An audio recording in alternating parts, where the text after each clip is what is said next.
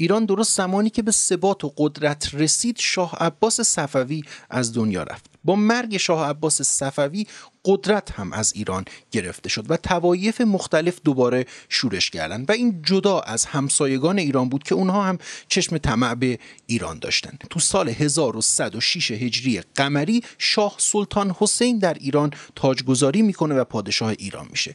این تاجگذاری نه تنها شرایط ایران رو خوب نکرد که وضعیت رو خیلی بدتر از قبل هم کرده بود. شاه سلطان حسین پادشاهی ضعیف و نفس بود، به شدت خرافاتی و اصلا کفایت اداره ایران رو نداشت. در همین دوران در روسیه پتر کبیر به قدرت میرسه و اون هم چشم طمع به ایران داره و جدا از اینه که ما عثمانی رو هم داریم. عثمانی هم در اوج قدرته. از اون طرف در قندهار میرویس داره طغیان میکنه.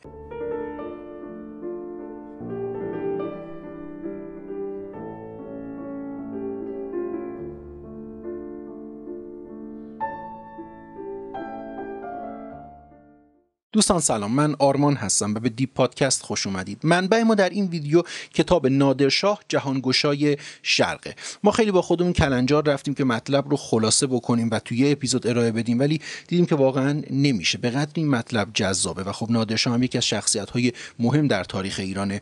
گفتیم که حتما باید این کار رو به صورت قسمتی ببریم جلو و زندگی نادرشاه رو تو چند قسمت ارائه بدیم. وقتتون رو نمیگیرم، بریم به سراغ داستان زندگی نادرشاه افشار.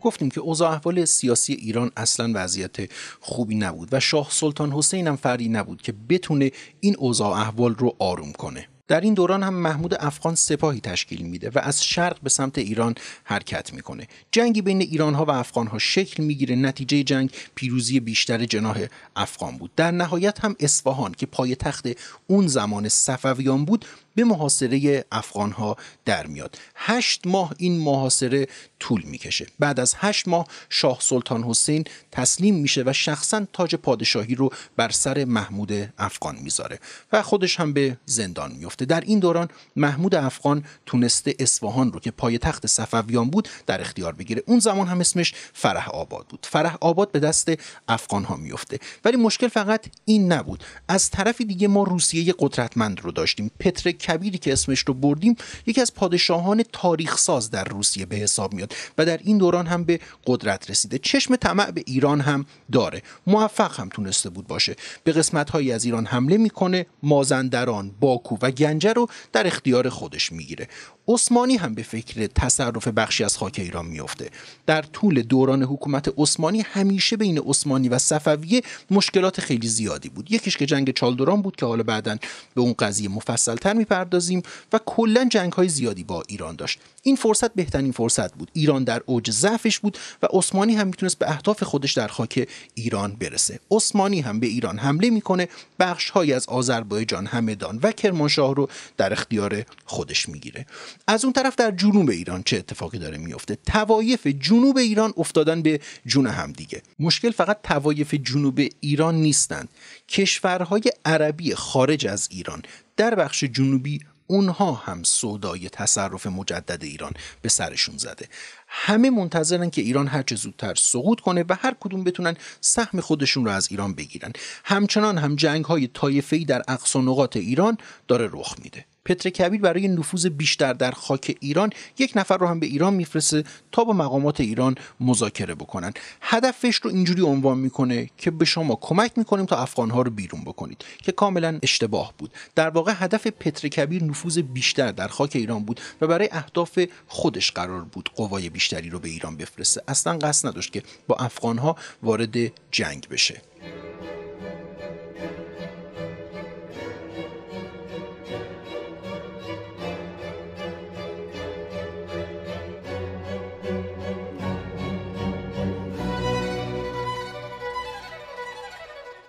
اگر اون زمان یک کارشناس بین‌المللی روابط سیاسی بود، بیچونه چرا به این رأی میداد که ایران 100% سقوط میکنه، چون همه هستن و هیچ حکومت واحدی درش وجود نداره و همه به دنبال اینن که قشنگ تیکه تیکه کنن، هر کدوم اون قسمتی که مد نظرشون هست رو برای خودشون بردارن. در همون دوران در منطقه دستگرد از توابع شهرستان درگز نوزادی متولد میشه. تولد این نوزاد بزرگترین شانسی بود که ایران اون زمان به خودش دید.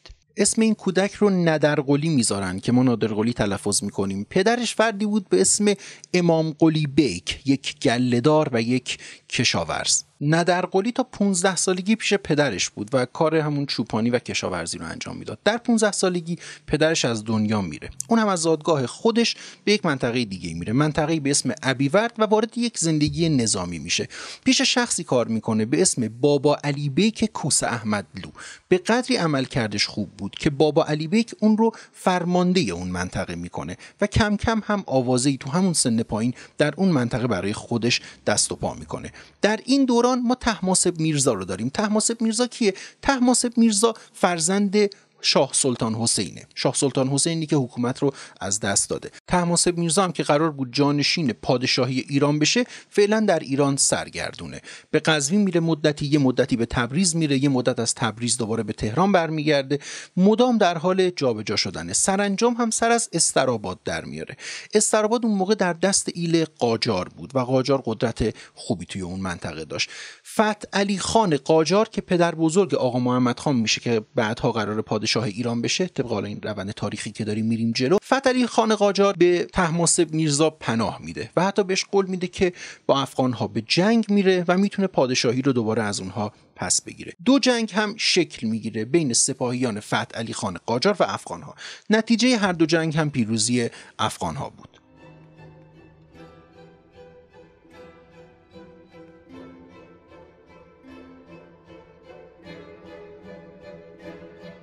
طهماسب میرزا هر جوری که بود میخواست پادشاهی رو پس بگیره. وقتی که دید از فتح علی خان قاجار نمیتونه اونطور که باید و شاید کمک بگیره، به فکر افتاد که یک سپاه دیگه رو برای خودش دست و پا کنه. از اون طرف هم آوازه نادر که همون نادر قلی باشه به گوش طهماسب رسیده بود.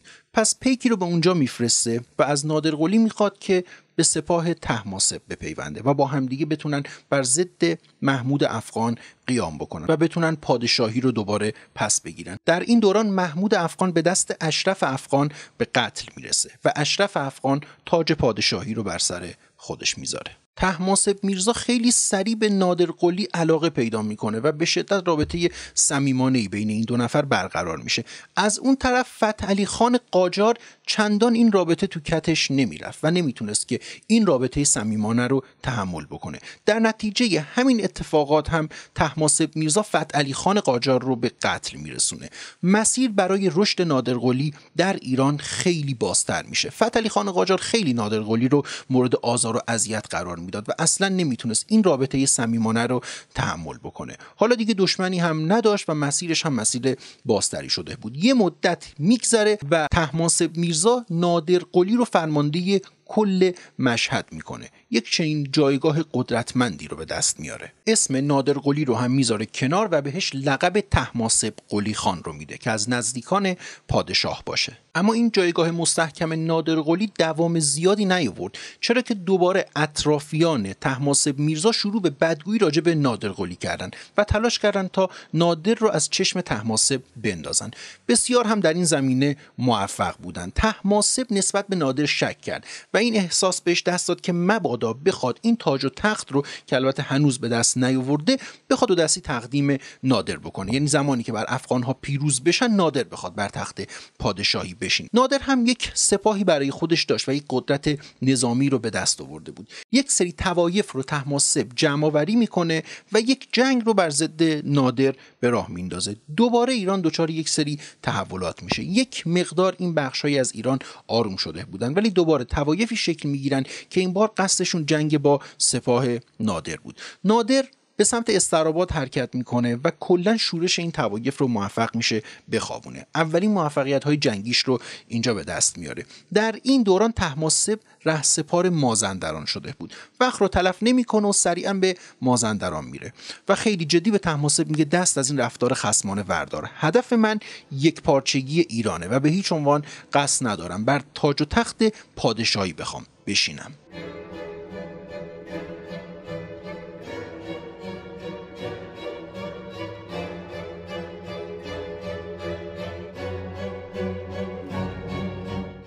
نادر بعد از اینکه در مازندران با طهماسپ ملاقات کرد مجدداً به مشهد برگشت. هدفش هم از برگشتن به مشهد دوباره انجام یک جنگ دیگه‌ای بود. در این دوران ابدالیان مجدداً شورش کرده بودند. ابدالیان یک گروهی بودند که در هرات یک حکومت مستقل داشتند و کلا شورش‌های زیادی رو اون زمان داشتن انجام میدادند. یک جنگی در مشهد بین ابدالیان و نادرشاه شکل گرفت. نتیجه این جنگ هم پیروزی نادرشاه بود. نادر خودش رو داشت آماده می‌کرد تا به اشرف افغان حمله ور بشه. خبر این پیروزی ها به اشرف افغان هم رسیده بود و اشرف میدونست که به زودی نادر قراره به اونجا حمله بکنه. نادر که سپاه خیلی خسته ای داشت و زمستون هم فرا رسیده بود تصمیم گرفت تا در مشهد اتراق بکنه، اونجا استراحت بکنه و بتونه تجدید قوا بکنه. در این مدت هم طهماسپ با سپاهیانش به نادر ملحق بشن. این اتفاق هم میفته ولی زمان کمی بود، چرا که اشرف افغان قبل از اینکه نادر بخواد خودش رو آماده بکنه از اصفهان خارج میشه تا با نادر وارد جنگ بشه. نادر وقتی میبینه وقت نیست همون سپاهی که در اختیار داره رو تجهیز میکنه و با طهماسپ همراه میشه. به نیشابور میرن. از نیشابور رهسپار سبزوار میشن و از سبزوار به سمنان میرن. در سمنان جنگی بین سپاهیان اشرف و نادر شکل میگیره. ثمره جنگ هم پیروزی نادر بود. چرا به سمنان رفته بودن؟ چون سمنان رو اشرف محاصره کرده بود و در اونجا میخواست یک پایگاه نظامی بزنه که موفق به این کار نشد. سمنان به دست نادر افتاد. به فاصله کمی از این درگیری یک درگیری دیگه بین سپاهیان اشرف و نادر در بسطام در مهماندوست رخ داد. نتیجه این جنگ باز هم پیروزی نادر بود. اشرف بعد از این شکست به اصفهان فرار کرد اما اونجا آروم نگرفت. بازار اصفهان رو به آتیش کشید. بازار اصفهان هم موقع یک بازار قدرتمند و پر رونق بود. اروپایی ها در اونجا رفت و آمد میکردن و تجارت میکردن. این بازار رو به آتیش کشید و خیلی از نزدیکان و ملازمان خودش رو از دم تیغ گذروند. از اون طرف به فرمانده پادگان عثمانی احمد پاشا یک نامه فرستاد و از اون خواست تا در جنگ مورچه خورد که قرار بود در مورچه خورد با سپاه نادر مجدداً ملاقات بکنه و دوباره در اونجا درگیری شکل بگیره، از عثمانی ها خواست که در این جنگ به اونها کمک بکنن. جنگ مورچه خورد هم شکل میگیره. نتیجه این جنگ باز هم پیروزی نادرشاه بود. اشرف افغان مجدداً به اصفهان فرار میکنه. اشرف این رو فهمیده بود که اصفهان دیگه جای امنی واسه اون نیست. تقریبا پایتخت به دست ایرانی ها افتاده بود. قبل از اینکه اصلا شهر بخواد محاصره بشه و جنگی در اصفهان شکل بگیره، اشرف افغان از اصفهان فرار میکنه و رهسپار شیراز میشه. نادرشاه به اصفهان پا میذاره. از اون طرف یک پیامی میفرسته برای شاه طهماسپ و میگه طهماسپ به اصفهان بیاد. اصفهان در دست ماست. پایتخت صفوی دوباره به دست یک شاه صفوی میفته. طهماسپ بعد از 7 سال به اصفهان پا میذاره. وقتی که متوجه میشه پدرش شاه سلطان حسین از دنیا رفته به شدت ناراحت میشه. در یک مراسمی تاجگذاری میکنه و مجددا پادشاه ایران میشه. نادر 40 روز در اصفهان میمونه و اونجا استراحت میکنه. به بازرگانان و تاجران اصفهان همین قول رو میده که تمامی خسارت هایی که در دوران اشرف افغان متحمل شدن رو جبران میکنه. اما مرد جنگی بود و نمیتونست کلا آروم بشینه. یک لشکری رو فراهم میکنه و رهسپار شیراز میشه. میگه هر طوری که هست باید کلا قائله اشرف افغان رو یکی کنیم و کلا از شر این موجود راحت بشیم. به سمت شیراز میرن. در منطقه‌ای به اسم زرقان 5 فرسنگی شیراز سپاهیان اشرف افغان و نادر با همدیگه روبرو میشن. نتیجه جنگ باز هم پیروزی نادر بود. اشرف به شیراز فرار میکنه اما در اینجا یک پیکی برای نادر میفرسته و از نادر میخواد که اون رو عفو بکنه. میگه تمامی سپاهیانم رو خلع اصلاح میکنم، همه اونها رو تسلیم تو میکنم، فقط بذار که این قضیه تموم بشه و بذار من جون سالم به در ببرم. الان شاید براتون یک سوالی پیش بیاد که چرا اشرف همچنان در ایران باقی مونده و به سمت قندهار نرفته. در اونجا هم والی قندهار گفته بود که اگر اشرف برگرده ما هم اشرف رو میکشیم. اشرف افغان طی یک کودتایی به پادشاهی رسیده بود و محمود افغان رو کشته بود. به خاطر همین یارانی وجود داشتن که همچنان به دنبال انتقام از اشرف افغان میگشتن. نادر مأمورینی رو میفرسته تا مدام در پی تعقیب اشرف افغان باشن. از اون طرف به والی کرمان، یزد و سیستان دستور میده که هر جا اشرف رو دیدید دستگیر کنید و کتبسته تحویل خودم بدید. مشخص نشد که دقیقاً چه بلایی بر سر اشرف اومد. اشرف در حوالی سیستان به قتل رسید، ولی اینکه چه کسی اون رو کشت تا به امروز تو حاله از ابهامه. عده‌ای میگن توسط افراد نادر کشته شد، عده‌ای میگن توسط یک فرد ناشناس به قتل رسید، اما محتمل ترینش، یک از موثق ترین دلایلش این بود که یکی از یاران محمود افغان به انتقام قتل محمود افغان اشرف را از پا درآورد و در اینجای داستان اشرف از دنیا رفت.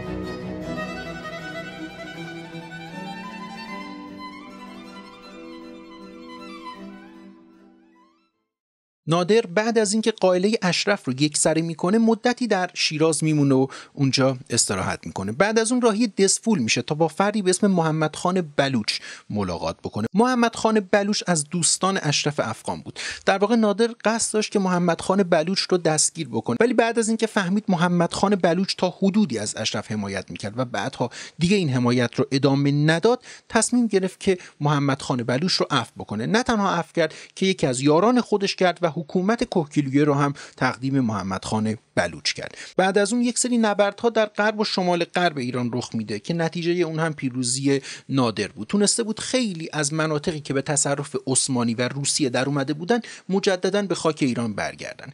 به قدری شرایط در خاک ایران ملتهب بود که نه فقط در تاریخ ایران که خارج هم وقتی ما میریم اینها رو مطالعه میکنیم، راجع به اوضاع احوال سیاسی ایران خارجی ها در اون دوران مینویسن، میگن یک چنین چیزی بی سابقه است.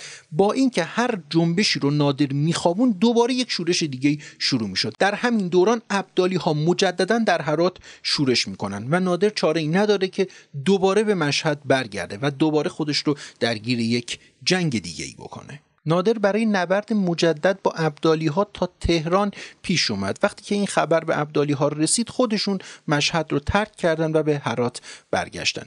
یک پیک هم همین خبر رو در تهران به نادر داد. نادر هم تصمیم گرفت تا در تهران بمونه. همون زمان از جناح عثمانی هم یک پیکی به سمت نادر فرستاده شد و عثمانی ها از نادر خواستند تا با همدیگه وارد صلح بشن.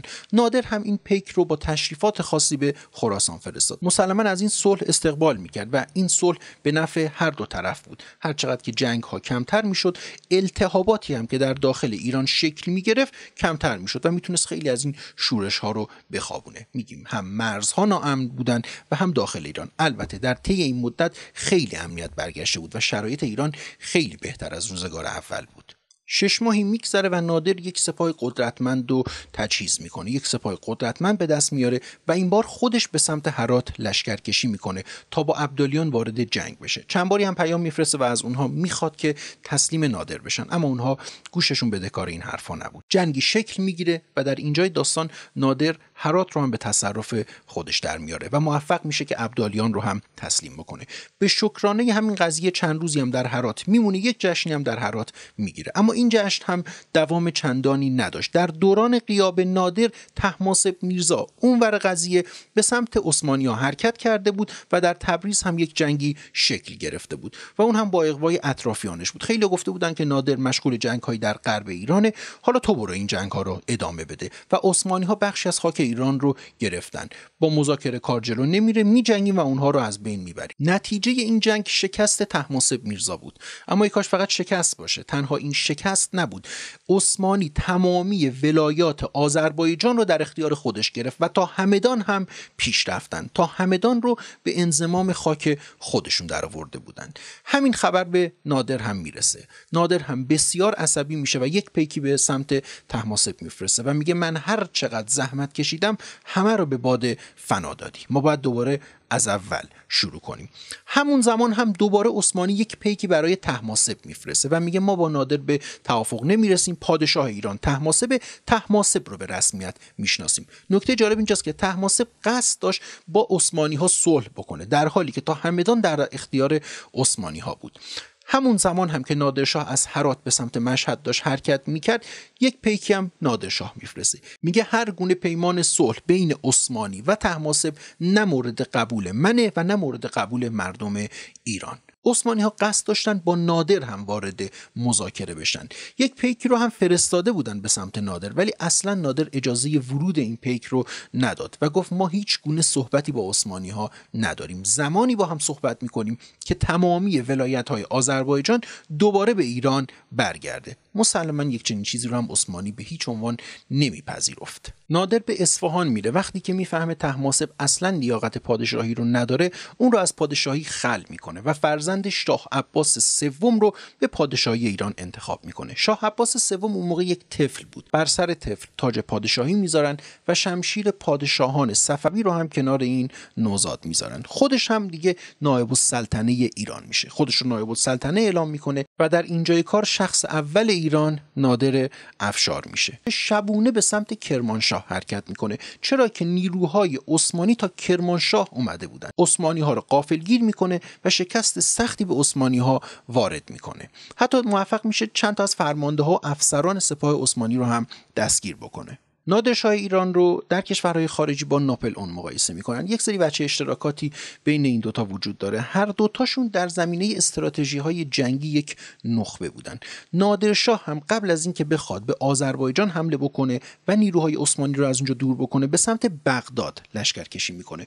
اون موقع یکی از قدرتمندترین مناطق عثمانی ها بغداد بود و اصلا والی بغداد یک پاشای عثمانی بود. اما این لقمه بزرگی بود و کلا هدف خیلی بزرگی بود. اگر میتونست عثمانی ها رو در بغداد زمین گیر بکنه، کل حکومت عثمانی به خطر میافتاد. ولی خب این جنگ میتونست ثمره خوبی برای نادر داشته باشه.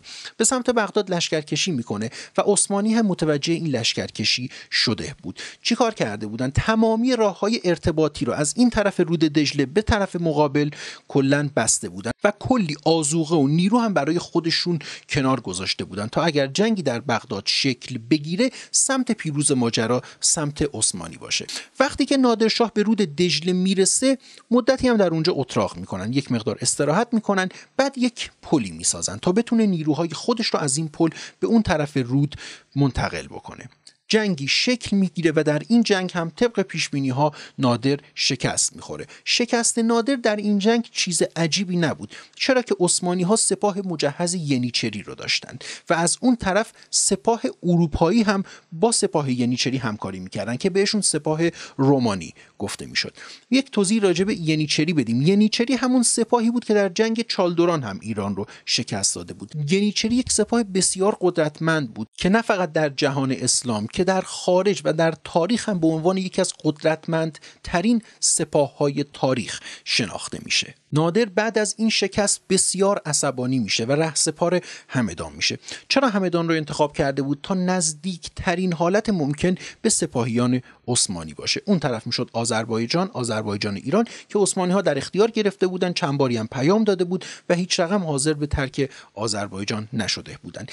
نادر یک پیام برای تمامی طوایف ایران میفرسته و میگه هر چقدر سپاه و نیرو دارید به همراه فرماندهانشون به سمت همدان بیارید. یک شورای نظامی تشکیل میده و از اونها میخواد تا خودشون رو برای یک جنگ آماده کنن. گفت هر جوری که هست باید انتقام این شکست از عثمانی ها گرفته بشه. بعدش به قراتپه میره و 17,000 سرباز عثمانی رو از پا در میاره. بعد به نادر خبر میدن که توپال پاشا داره به سمت نادر حرکت میکنه. نادر با توپال پاشا هم درگیر میشه، اون رو هم شکست میده. توپال پاشا رو میکشه و جسدش رو با احترامات نظامی به عبدالکریم افندی میده که اون زمان در موصل بود و پاشای عراق به حساب میومد.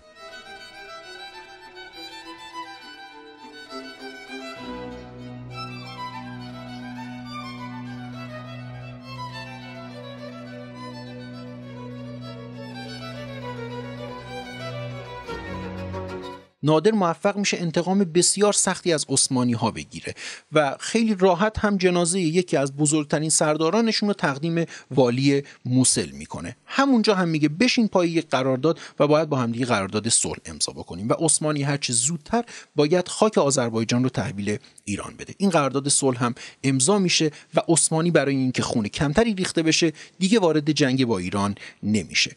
اما گفتیم تحولات ایران تمومی نداشت. در همین دوران تاتارها به داغستان حمله میکنن، از منطقه کریمه در روسیه حرکت میکنن به سمت داغستان. نادر ناچار بود خیلی زود عراق رو هم ترک بکنه و رهسپار داغستان بشه. به داغستان میره و یک گوشمالی هم به تاتارهای اونجا میده. یک زنگ خطر هم اینجا برای روسیه به صدا در میاد. روسیه نمیخواست اون بلایی که سر عثمانی اومد سر خودشون بیاد. در این دوران هم پتر کبیر از دنیا میره و آرزوی فتح ایران رو هم با خودش به اون دنیا میبره. همزمان با قرارداد صلحی که بین نادر و عثمانی ها منعقد شد، یک قرارداد صلح هم بین ایران و روسیه امضا میشه. روسیه هم فرستاده خودش رو میفرسته و قرارداد صلح با نادر امضا میکنه. نادر هم از روسیه یک شرط رو میخواد. میگه زمانی این قرارداد رو امضا میکنیم که تمامی نواحی ایران که به تصرف روسیه در اومده مجدداً به ایران برگرده. اون حرکت رو در قبال عثمانی با خون و خونریزی انجام دادیم، این بار با زبون خوش از شما میخوایم که این مناطق رو برگردونید و دیگه جنگی شکل نگیره. همین اتفاق هم میفته. در این دوران گنجه، ایروان و تفلیس مجدداً به ایران برمیگرده. تاتارها هم از داغستان خارج میشن.